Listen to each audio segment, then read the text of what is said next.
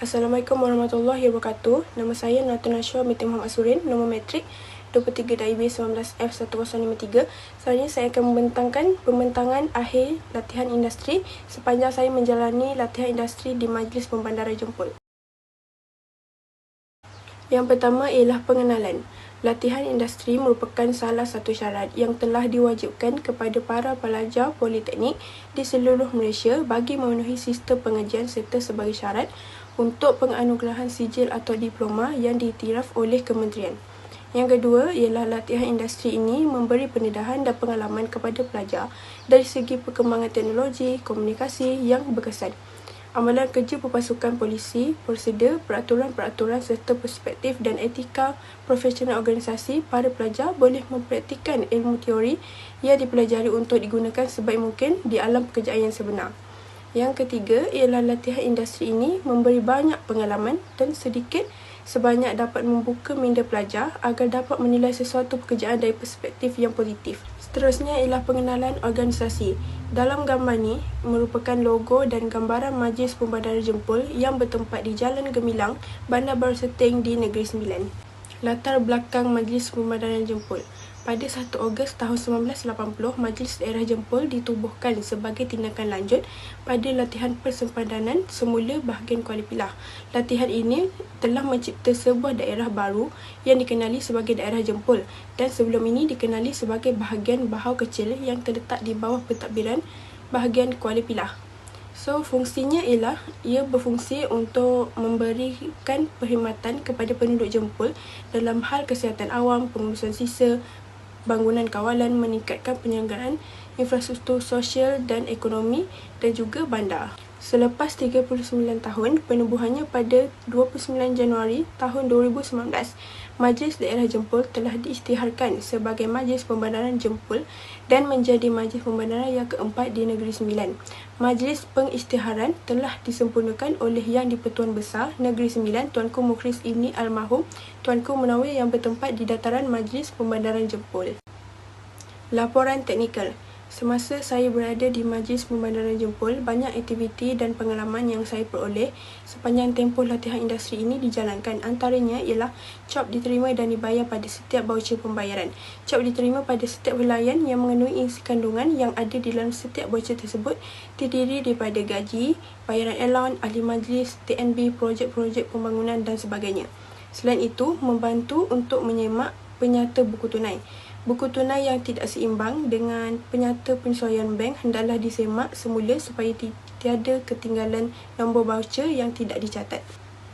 Seterusnya, mendaftar surat menyurat. Setiap surat dan fail yang masuk daripada bahagian pentadbiran atau bahagian lain ke bahagian kewangan hendaklah direkodkan di dalam buku daftar surat menyurat agar tiada kesilapan yang berlaku. Selain itu, pengiraan allowance tuntutan ahli majlis ialah wang yang dituntut atas kehadiran mesyuarat yang dihadiri oleh kaki tangan yang terpilih di Majlis Pembandaran Jempol. Kesimpulan yang dapat saya peroleh sepanjang menjalani latihan industri ini ialah secara amnya, latihan industri ini patut diteruskan kerana ia berfungsi memberikan manfaat serta faedah kepada pelajar dari segi ilmiah, pengalaman sebelum menjejakkan kaki ke alam pekerjaan yang sebenar. Dalam hal ini, pelajar akan dapat melihat gambaran yang jelas serta keadaan dunia pekerjaan sebenar di samping berusaha menyesuaikan diri dengan tugasan yang diberikan. Yang kedua ialah sepanjang menjalani latihan industri ini, banyak perkara yang telah berubah antaranya daripada sudut persekitaran, pembelajaran dan pergaulan sesama rakan sekerja. Hal ini lebih memudahkan kita merasai suasana alam pekerjaan dengan bertoleransi antara satu sama lain. Yang ketiga ialah saya dapat menggunakan segala ilmu yang saya pelajari daripada pihak politeknik untuk didedahkan ke alam pekerjaan terutamanya dalam bidang kewangan dan perbankan Islam. Saya juga dapat melihat dan merasai sendiri suasana sebenar dunia pekerjaan serta berhadapan dengan pahit manis sepanjang latihan industri ini dijalankan. Sepanjang saya menjalani latihan industri ini, terdapat beberapa komen dan carangan yang boleh diberikan di sini ialah yang pertama ialah saya berasa amat berpuas hati dengan pihak politeknik yang mempunyai sistem latihan industri yang teratur dari sebelum menjalani latihan sehingga berakhirnya latihan ini. Pelajar juga dapat mempelajari kerja yang sesuai dengan bidang masing-masing. Kursus soft skills yang dipelajari pada semester sebelumnya banyak membantu saya semasa menjalani latihan industri ini, terutamanya ketika bergaul dengan rakan sekerja dan juga dengan majikan. Yang ketiga ialah semua kaki tangan di sini mempunyai sikap yang baik hati dan peramah antara satu sama lain.